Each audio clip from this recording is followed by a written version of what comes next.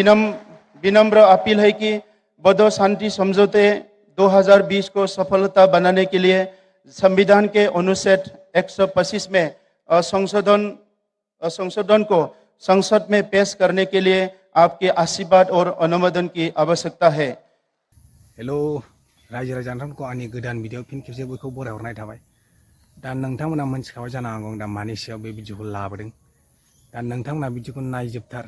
बर' हारिनि थाखाय जोबोद मोजां खौरां, जोबोद मोजां गाहाम आरोखि जोबोद मोजां फिथाइ मोननो थांगासिनो दं बर' हारिनि थाखाय आरो इयुन समावबो दा फिउचारावहाय मोजां सम फैगासिनो दं आरोखि जोंनि बर' हारियावहाय।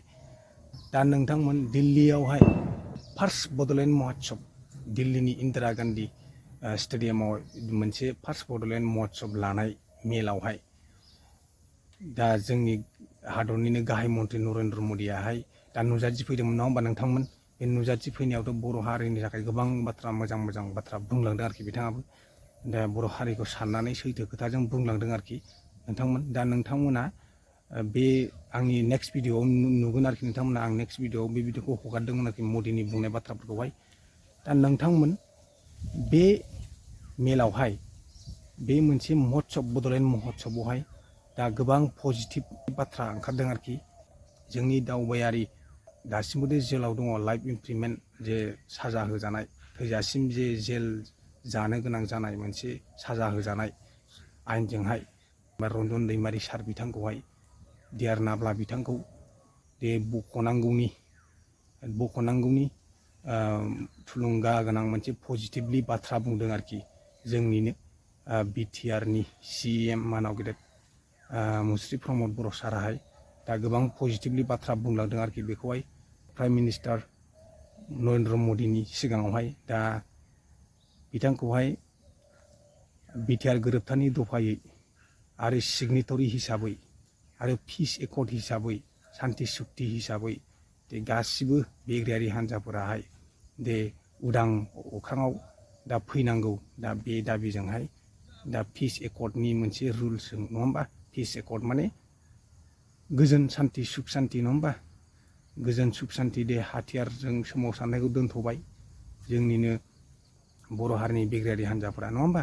हाथियारजों दोनथ'बाय दा बे दोनथ'बाय दा सान्ति सुक्तियाव फैबाय बिटिआर एकर्ड खालामबाय नङा होमबा। बे बिटिआर एकर्डनि सिगनेटरि हिसाबै बिथाङाबो गनांगौ नङा होमबा रन्जन दैमारि साराहाय। दा रन्जन दैमारि सारखौहाय दा बख'नांगौनि दाबिजों बिथां प्रमद बर' साराहाय पजिटिभ बाथ्रा बुंदों आरोखि नोंथांमोन। बिराद मोजांनि बाथ्रा आरोखि बियो जे रन्जन दैमारि सारा जे थाबैनो जेलनिफ्राय उदां जायोब्ला बर' हारिया जोबोद सान्ति फैगोन बर' हारिनियावहाय। जे साननानै नायोब्ला गुबुन जाथिफ्राहाय धेमाजियाव गोदो जे आलफा केदारफोरा जे बम ब्लास्ट होनाय जे बिथांमोनाबो हमजादोंमोन। दा बिथांमोना हमजाखांनायनि उनाव दाख्लै बावैसो नै बारा गोबाव जायाखै नङा होमबा। दा बिथांमोना जेबो दायनिगिरि गैया, दायनिगिरिबाबो जेबो दाय गैया होननानै बिथांमोना गबाय। बिथांमोना ओरैनो गलांबाय गुबुन हारिया। दा जोंनि बर' हारिनि रन्जन दैमारि सारासो दा जोंनि बर' हारिखौ बिमा बाथुल बायदि नायो नङा होमबा आसाम सरकाराबो आरो गुबुन हारियाबो। बिटिआर एकर्डनि सिगनेटरि हिसाबै पिस एकर्ड हिसाबै 100% बिथाङा दे गखाथारनांगौ, जेलनिफ्राय गखाथारनांगौ, सान्ति सुक्ति खालामबाय नङा होमबा नोंथांमोन। रन्जन दैमारि सारा गथारनांगौ आरोखि। दा बिराद मोजां मोनदों आरोखि दा आं बे जोंनि मानाव गेदेर मुस्रि प्रमद बर' सारनि बेबायदि बिबुंथि लानायखौ आरोखि। दा मानगोनां डिआर नाब्ला सारा थाब जेलनिफ्राय उदां जानानै फैयोब्ला बिराद मोजां आरोखि, बिराद मोजां जागोन। दा नोंथांमोनाहाय प्रमद बर' सारनि बिबुंथिखौ खोनासंग्रोदो आरोखि बिथाङा मा बुंदों आरोखि नोंथांमोना खोनासंग्रोदो। खोनासंनानै नोंथांमोना कमेन्टनि गेजेरजों फोरमायहरदो आरोखि। हमारी विनम्र अपील है कि बोडो शांति समझौते 2020 को सफलता बनाने के लिए संविधान के अनुच्छेद 125 में संशोधन को संसद में पेश करने के लिए आपके आशीर्वाद और अनुमोदन की आवश्यकता है। इससे न केवल बोडोलैंड बल्कि देश के सभी 10 भी 60 अनुसूचित क्षेत्रों मजबूत होंगे। शांति प्रक्रिया पर हस्ताक्षर करने वाले कुछ हमारे भाइयों अभी भी जेल में हैं।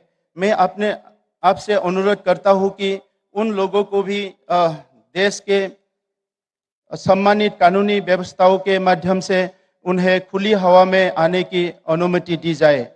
मैं एक बार फिर माननीय प्रधानमंत्री जी के प्रति अपना आभार व्यक्त करते हुए उनके अच्छे स्वास्थ्य, खुशी और सफलता की प्रार्थना करता हूँ। उपस्थित सभी महानुभाव और आयोजक मंडल तथा दूर दूर से आए हुए जनता और मीडिया के दोस्तों को धन्यवाद देकर मेरे वाणी को विराम देता हूँ। जय बोरो हारिनी जय, जय बोडोलैंड, भारत माता की जय। धन्यवाद। हमारी विनम्र अपील है कि बोडो शांति समझौते 2020 को सफलता बनाने के लिए संविधान के अनुच्छेद 125 में संशोधन को संसद में पेश करने के लिए आपके आशीर्वाद और अनुमोदन की आवश्यकता है। इससे न केवल बोडोलैंड बल्कि देश के सभी 10 भी सच्ची अनुसूचित क्षेत्रों मजबूत होंगे। शांति प्रक्रिया पर हस्तक्षेप करने वाले कुछ हमारे भाइयों अभी भी जेल में हैं। मैं आपसे अनुरोध करता हूं कि उन लोगों को भी देश के सम्मानित कानूनी व्यवस्थाओं के माध्यम से उन्हें खुली हवा में आने की अनुमति दी जाए। मैं एक बार फिर माननीय प्रधानमंत्री जी के प्रति अपना आभार व्यक्त करते हुए उनके अच्छे स्वास्थ्य, खुशी और सफलता की प्रार्थना करता हूँ। उपस्थित सभी महानुभाव और आयोजक मंडल तथा दूर दूर से आए हुए जनता और मीडिया के दोस्तों को धन्यवाद देकर मेरे वाणी को विराम देता हूँ। जय बोरो हारिनी जय, जय बोडोलैंड, भारत माता की जय। धन्यवाद।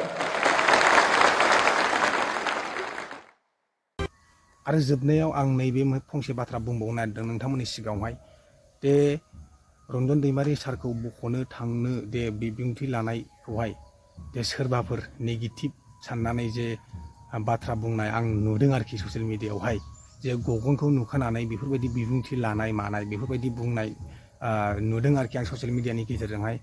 दा नोंथांमोनखौ आं बुंगोन आरोखि आरो रायजो नोंथांमोननि सिगाङाव बुंगोन आरोखि दा बर' हारिनि बिग्रायारि डक्टर रन्जन दैमारि सारखौहाय उदां खालामनांगौनि बिबुंथि लानायखौ बेफोरबायदि नेगेटिभजों खालामफिननो नाङा। जे सम आरो बोथोर नायनानै नङा होमबा नोंथांमोन, सम आरो बोथोर नायनानै सिटुएसनखौ नायनानैसो दा बिथाङाबो बुंदों आरोखि CM प्रमद बर' साराबो।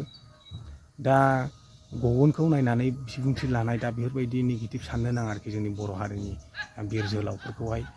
आरो मानगोनां प्रमद बर' सारखौ बेफोरबायदि बुंनो नाङा आरोखि। आरो आं बुंगोन आं पलिटिकेलि राजखान्थिनि थाखाय बे भिडिअखौ बानाया आरोखि। आं रावनिबो राजखान्थिनि मुलाम्फानि थाखाय आं बे भिडिअखौ बानायाखै। आं गेजेराव आं निउट्रेलावसो बानायदों आरोखि हारिनि साननानै। आं जायखौहाय गोरोन्थि नुगोन बेखौ बुंगोन आरोखि, नङा होमबा नोंथांमोन। आं जायखौ गोरोन्थि नुयो बेखौ बुंगोन आरोखि।